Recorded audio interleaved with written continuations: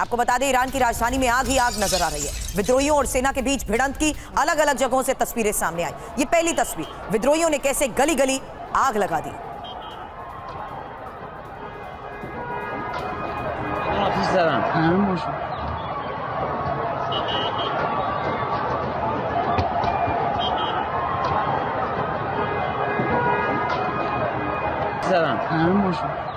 इन तस्वीरों को देखकर आप अंदाजा लगा सकते हैं कि किस तरीके से हर तरफ आग ही आग नजर आ रही है, क्योंकि इस पूरे रूट और सड़क को ब्लॉक करने के लिए ऐसा लग रहा था जैसे गाड़ियों की एक लंबी कतार थी और उन्हीं सब गाड़ियों को फूंक दिया गया, आग के हवाले कर दिया गया।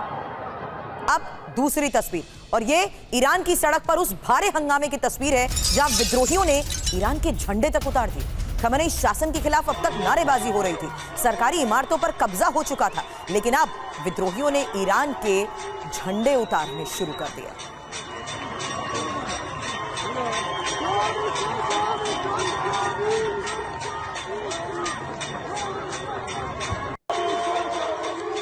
आपको बता दें, 12 दिन से ज्यादा हो चुके हैं। विद्रोह की ये आग सड़क पर अब तक नजर आती है, लेकिन अब इमारतों पर कब्जा हो चुका है। सरकारी इमारतों तक को आग लगा दी गई है। यहां तक कि कैसे अब नामो निशान मिटाने की कोशिश हो रही है।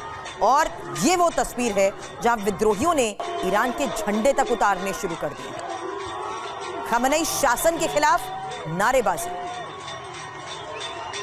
अब इस हालात के बीच सड़क पर फोर्स है, सेना के जवान हैं, लेकिन अब एक और तस्वीर देखिए, क्योंकि अब जवानों को कुचलने का वीडियो भी सामने आया। ईरान के बासज में जवानों पर कैसे कार दौड़ा दी गई।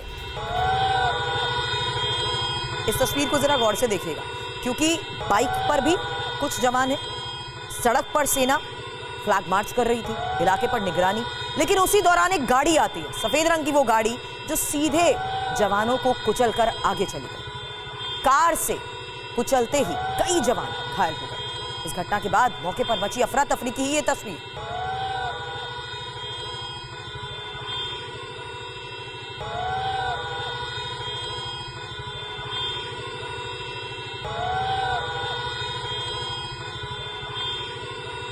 जवानों को कुचला। अब देखिए कैसे ईरान के मशहद में कोहराम मचा हुआ है। पुलिस की गाड़ियों में यहां आग लगा दी गई, सैकड़ों गाड़ियां आग के हवाले। मशहद पर कब्जा करने की यह कोशिश है।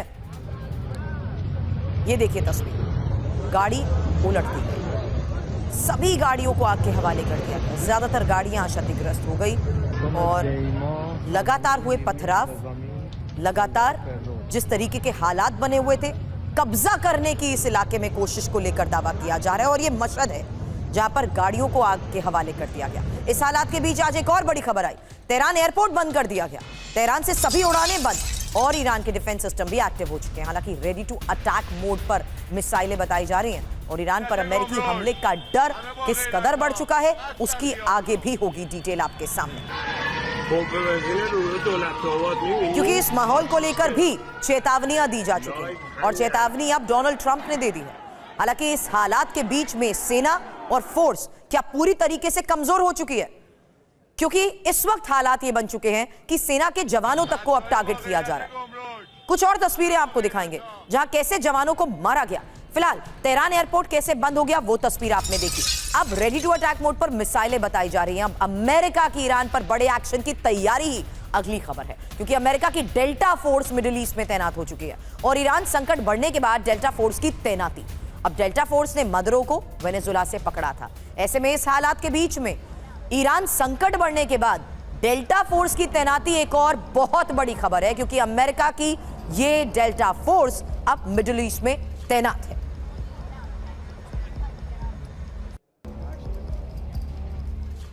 तो क्या अमेरिका की अब ये बहुत बड़ी तैयारी है?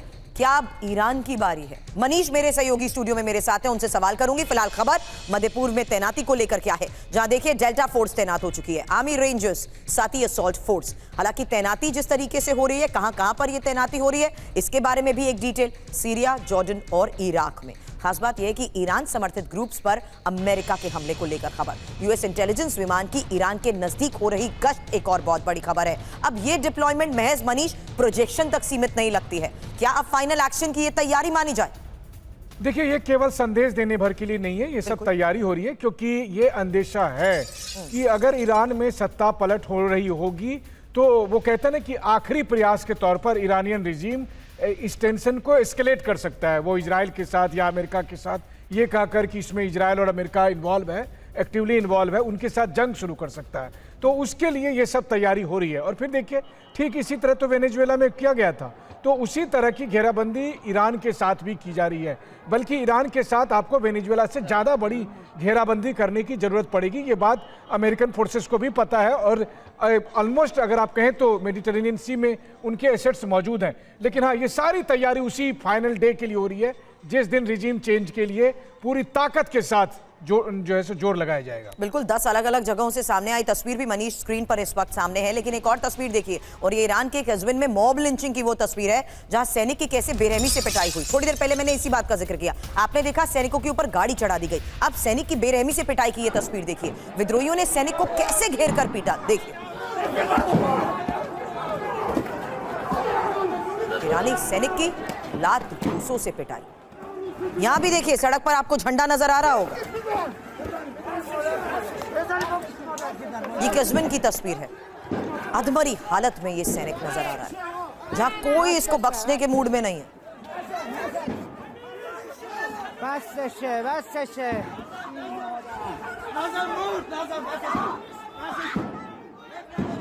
तो शायद ही ईरान का ऐसा कोई इलाका हो जहां विरोध की आग अब नजर ना आ रही हो। अब ये 10 शहरों में विद्रोह के कब्जे को लेकर खबर है, जहां तेहरान पर कब्जे की कोशिश कैसे तेज हो चुकी है। तेहरान में सरकारी दफ्तरों पर कब्जे की कोशिश हो रही है। विद्रोही तख्ता पलट तो करना चाहते हैं, लेकिन उसी तख्ता पलट की आवाज आग अब तक जैसे सड़क पर थी, अब ये महत्वपूर्ण इमारतों के अंदर तक जा चुकी है। सरकारी दफ्तरों पर कब्जा हो चुका है।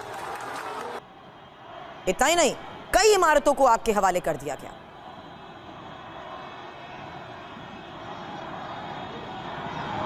लेकिन इस वक्त विद्रोही पूरी तरीके से बेकाबू हो चुके हैं।